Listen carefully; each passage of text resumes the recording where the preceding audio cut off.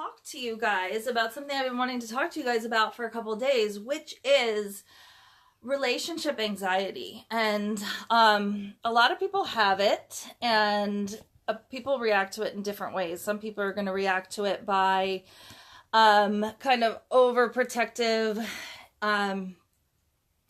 sort of like an overprotective parent who just like overtends to things, overengages, overacts, just like lots of doing, like excessive frenetic energy is anxiety. But people can also experience anxiety, and it can trigger them to shut down, and it can just really trigger people to do all different things in all different ways. And relationships, unfortunately, they do trigger us. They do bring up our deepest wounds. And what a really good relationship does is holds the space for each other to go through that experience. And that's just an unfortunate thing that happens. Hi, Dean. And so, so like now that less and less people are really staying in relationships and sustaining relationships, these wounds and traumas that are being brought up are just like even more intense and even more fraught with energy, because when you're dating in your 30s and your 40s and your 50s and your 60s, you may well have had not just your childhood traumas and triggers, but multiple heartbreaks and relationship traumas and triggers that are really like raw and palpable and strong and scary. And so it triggers a lot of anxiety. And then I want to a lot of what I've studied, and I have the sparkle filter today, Dean, and what Dean's work, Dean does a lot of work about emotional intelligence, and his work focuses on, well, I really haven't read all of your work, Dean, so I'm not going to say what it focuses on, but I know that like you use the word anger a lot. And so you could say that like anger is just one of those emotional states where and anxiety as well, where we are going to act impulsively. And when you act impulsively, you have a tendency to make mistakes and to act out of integrity or authenticity or out of alignment with what you're really trying to manifest and create in your life. So also, in the book Attached by Amir Levine, they talk about how having your sympathetic nervous system or parasympathetic, I have the two confused right now, and I didn't have the time to go in and do the reading and do the research today, but how like when that triggers, then we lose our ability to think. So when we're really tuned in and amped up on a parasympathetic or sympathetic level, on like an energetic level, when we're reacting to fight or flight, like our logic and our rationality isn't in high full functioning. And so this happens in interpersonal relationships, especially when we get to be really good at reading little cues, and we're highly sensitive to little cues that are nonverbal from our partners, and it hijacks our ability to think rationally.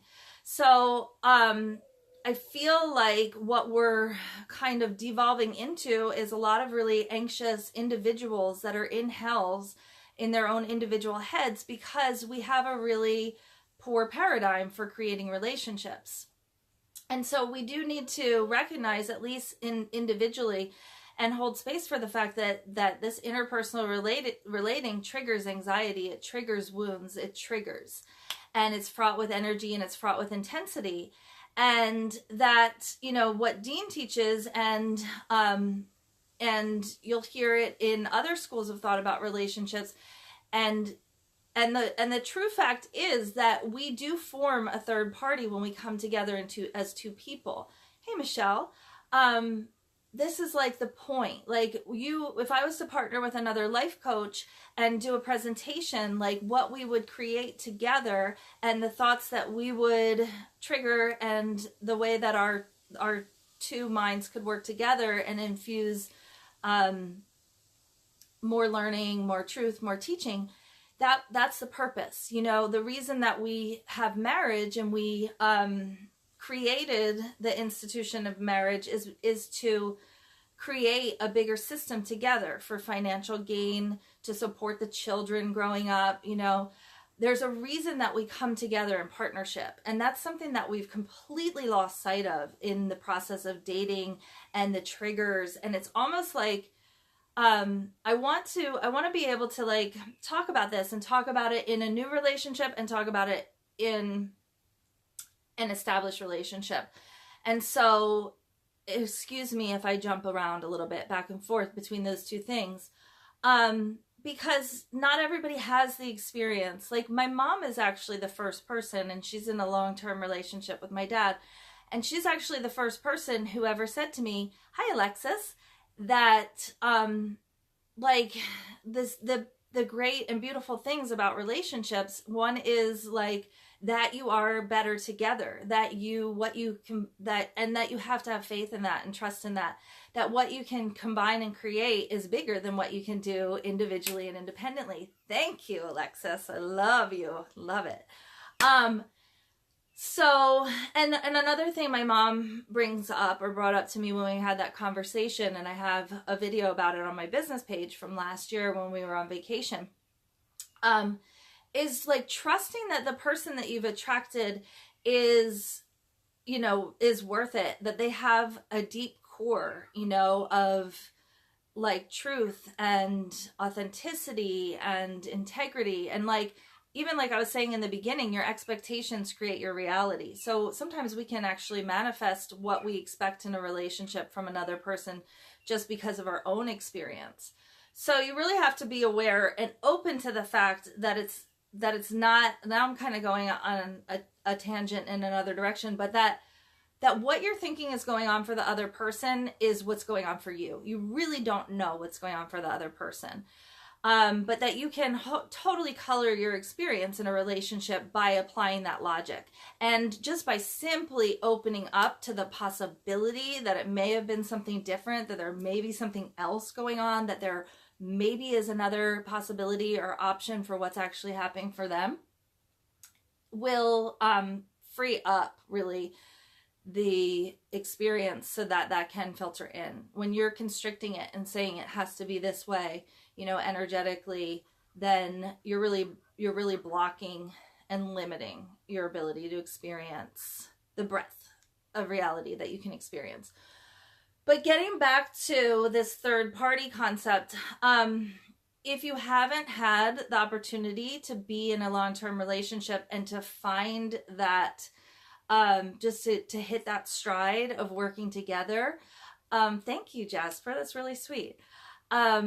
And to learn to like co-create and reliably like depend on each other and count on each other for consistency and security, then you're definitely going to fall into the category of being really isolated, separated, and anxious, and not recognizing that there is this beautiful communion that you guys can consciously create. And so what I see it as like is like two individuals that are in hell in their own heads. And the hell in their own heads could be at any point in the relationship, but especially in modern dating is like, do I want to be with this person or not? Should I stay or should I go? Is this okay with me or not? And it's like every time we get into a relationship, we get onto this like trajectory of a series of benchmarks and experiences that are like kind of leading to the altar. But at the same time, everybody has this checklist going where it's like, nope, doesn't measure up. In that category doesn't measure up. So we're like eliminating as we go down this road. And ultimately that's painful for everybody. And ultimately that's two individuals that are in hell individually in their own head, instead of two individuals that could be creating heaven together by connecting and like deciding what they want to create. You know, there's a reason for this partnership. It's bigger than us and we can make it anything we want. And so then when I have a problem with you and what you're doing, it's not because of who you are or who I am. And it's not all these wounds and triggers that you're activating that I'm reacting from. It's that we've decided what we want to create. And right now I'm feeling triggered enough to recognize that we're not creating it. And will you come take my hand and create it with me? And let's get us back on the same page, because one individual or both individuals being very separate, being in crisis, being very triggered, being very anxious and filled with emotions and angst doesn't allow for like rational, logical thinking. And it doesn't allow for creating that bigger, better thing. And so for people to understand and create a new paradigm, the first time I heard that you were in a romantic relationship or partnership for a reason, it like blew my mind, and not in a good way. I was like, that's really, you know, that doesn't align with the romantic fantasy that I was taught, you know. But I think to adopt this recognition that you're creating something together, and that instead of it being, thank you, Dean, instead of it being two unique, separate hells, it can be this beautiful heaven of what you want to experience. And so in the beginning of a relationship, or just as you're finding your way through this, because many people have not gotten to the point deep in their relationships, because relationships aren't always lasting that long, and this paradigm isn't alive enough in our reality that people really get the chance to experience this, is that when you're feeling really anxious, you think about you think about it the same way. What is the bigger purpose in this relationship? So instead of, we get into the habit of listening for a certain thing, and we might be listening for devotion, we might be listening for reassurance, we might be listening for positive attention and affection and enduring security. And when you're listening for that, like that stuff's addictive. Positive attention is addictive. Like somebody liking you, like it's really easy to get hooked on those qualities. And then you're fraught. Then the highs and the lows, because that tends to come and go, and definitely you're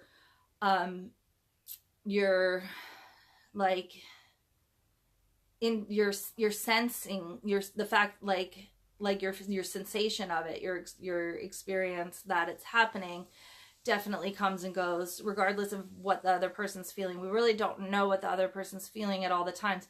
So you get addicted to that high and low, and you take that to mean love, and it confuses you and eludes you right away. And that's not what you want to consider love. That's addiction and emotional intensity and engagement. And so if you can, earlier in the relationship, since you're not necessarily really good at communicating about how to create and be logic and be rational, and how to adhere to and align with this heaven of a relationship that you guys have decided to be devoted to, then what you can do to switch your thinking is to change your listening, and not change your listening to, like, I feel like dating and relationships is like a paradigm right now of competition. And it's like a prisoners, you know, taking of prisoners. And it's because when we've been hurt in the past, it's resonated so much with the feelings of perpetration, or that's not the right word, but victimization, that we actually feel like we lost, and that they won, and that there was this battle. So relationships are almost like a competition, and because they trigger these feelings of loss, of victimization. And so when we're engaging in them, we might be listening for, is this person is this person strong or weak? Is this person devoted to me, or am I, just like a casual thing? And instead of listening for that, because it's very obvious what you're listening for, or not even obvious, like subtly it informs the other person what you're listening for, but it affects the tone of what your relationship's about. So to hijack that and get more logical and get more rational and get more intentional about relationships, what you would want to do is think, like, how do I complement this person? And what do I contribute? And what about this person's fears and anxieties? Who can I be to be a soothing, supportive solution presence to the fears and anxieties that this person experiences in life? Because that's the point of you being in their life, is to complement, is to contribute. And when you talk about who can I be to allay their fears and insecurities, then you don't have to go about doing and fixing and guessing and doing a lot of anxious stuff that leads to impulsivity and leads to inauthenticity and getting out of alignment with who you really are and your true self and what you want to create. So that kind of thinking. So in the longer term, the paradigm of that we're creating a third party, that this party gets to be a heaven, that it gets to be a third world, and that it's different from what we would go through individually and separately. And then in the beginning of relationships, switching into how can I contribute to this person? How can I complement them? What, that triggers you. Who can I be to answer their fears and anxieties? That triggers you into logic, rationality, purpose, truth, and hopefully will help with relationship anxiety, okay? In long-term and short-term relationships. If you guys are looking to work with me one-on-one, I have a 5-week program that I'm doing right now. And so what I do is I kind of take you out of the obfuscation and the darkness of the layer of experience that you're in right now and bring you into purpose and bring you into recognition and seeing techniques or eliminating, freeing yourself up from patterns and stuckness and just seeing your life and how you want to create it and knowing what steps to take and how to implement those steps to take. Whereas before you were kind of lost in the clouds and the darkness and confused, and you could really waste a lot of time that way. So if you're called to work with me one-on-one, just send me a direct message, okay? And that's it. Like I said, bit.ly/selflovely. There's no reason that you shouldn't be on that. That's amazing. It's a gift. And I love you guys. And I'll be thinking about all of you while you think about me while I do my, yoga 5 questions to change your life workshop retreat right now, soon, today. Mwah! Thanks for being here. Bye.